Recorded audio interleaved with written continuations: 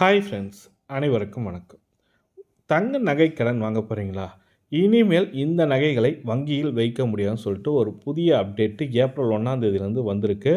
அந்த அப்டேட் என்னன்றது தான் பார்க்க போகிறீங்க. வீடியோ ஸ்கிப் பண்ணாமல் கடைசி வரைக்கும் பாருங்கள். வீடியோ பிடிச்சிருந்தால் லைக் பண்ணுங்கள், கூடிய சப்ஸ்கிரைப் பண்ணுங்கள். வாங்க வீடியோக்குள்ளே போகலாம். அவசர தேவைக்கென இப்போ எமர்ஜென்சி பாண்ட் சேர்த்து வைக்க வேண்டும் என்று பேசிக்கொண்டே இருக்கிறோம். ஆனால் ஒரு அவசர பண தேவைக்கு சாமானியர்கள் கையில் எடுக்கும் ஆயுதமே தங்க நகை கடன் தான். பணத்தை தேவையெனில் அளவை பொறுத்து தங்களிடம் இருக்கும் நகையை எடுத்து சென்று அடகு வைத்து தங்க நகை கடன் பெறுவார்கள். அரும்பாடுபட்டு வங்கியில் நகைகளை பாதுகாக்க அடகு வைக்க வேண்டும் என்பதற்காக நிறைய பேர் வங்கியில் நகையை அடகு வைக்கிறார்கள். அந்த வகையில் இந்நிலையில் சில வங்கிகள் ஒற்றை வளையலை அடகு வைக்க அனுமதி இல்லை சொல்லியிருக்காங்க. அதாவது ஒரே ஒரு வளையலை தங்க நகையை வளையலை பார்த்திங்கனாக்கா அனுமதிச்சிங்கன்னா வாங்க மாட்டாங்கன்றாங்க. ஜோடி வளையல்களை சேர்த்து கொண்டு வந்தால்தான் அடகு வைக்க வங்கியில் அனுமதிப்பார்கள் என கூறப்படுகிறது. இது தொடர்பாக சென்னையை சேர்ந்த வங்கியாளர் அவர் சொல்லியது என்னென்ன பார்த்தீங்கன்னாக்கா, வங்கியில் குறிப்பிட்ட சில நகைகள் அடகு வைக்க வாங்கக்கூடாது என விதிகளை உண்டு. அதாவது கோவில் சார்ந்த நகைகள், தட்டு, விளக்கு போன்ற தாலி போன்றவை கொண்ட நகைகள், தங்க நகைகளை வங்கியில் அடகு வைக்க முடியாது சொல்லியிருக்காங்க. இதுபோல் ஒற்றை கம்பலை அடகு வைக்க மாட்டார்கள். திருடப்பட்டவையாக இருக்கலாம் என்பதால் இது போன்றவை வங்கியில் அடகு வைக்க வாங்க மாட்டார்கள் சொல்லியிருக்காங்க.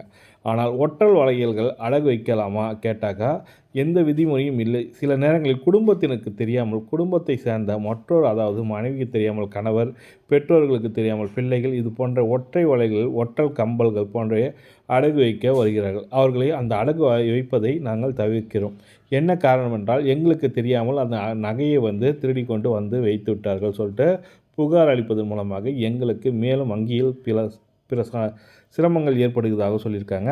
அது மட்டும் அல்லாமல் அறுந்து போன வளையல், உடைந்து போன செயின், அது போன்ற உடைந்து போய் இந்த நகைகளும் அடகு வைக்க முடியாது சொல்லியிருக்காங்க.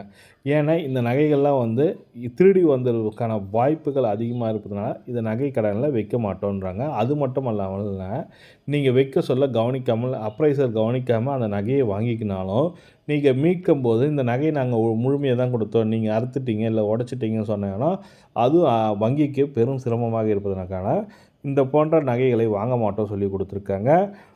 இந்த நகைகளை பார்த்திங்கனாக்கா இதுதான் ரிசர்வ் பேங்க் ஆஃப் இந்தியா கொடுத்துருக்க முக்கியமான அப்டேட்டு.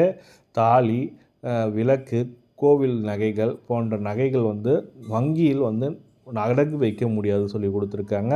அது மட்டுமல்லாமல் ஒரு வளையல், ஒரு கம்பல் போன்றவற்றை மட்டும் அடகு வைக்க நினைப்பவர்கள் அது இனிமேல் அது போன்ற நகைகளை அடகு வைக்க முடியாது என்பதை முக்கியமான அப்டேட்டாக கொடுத்துருக்காங்க.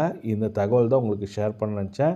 வங்கியில் அடகு வைக்கணும்னு நினைக்கிறவங்க இதை பார்த்துக்கொண்டு நீங்கள் போய் உங்கள் வங்கியில் அடகு வைக்க பாருங்கள். இந்த தகவல் தான் உங்களுக்கு ஷேர் பண்ண நினச்சேன். இந்த தகவல் பிடிச்சிருந்தால் லைக் பண்ணுங்கள், கூடிய சப்ஸ்கிரைப் பண்ணுங்கள். தேங்க்யூ.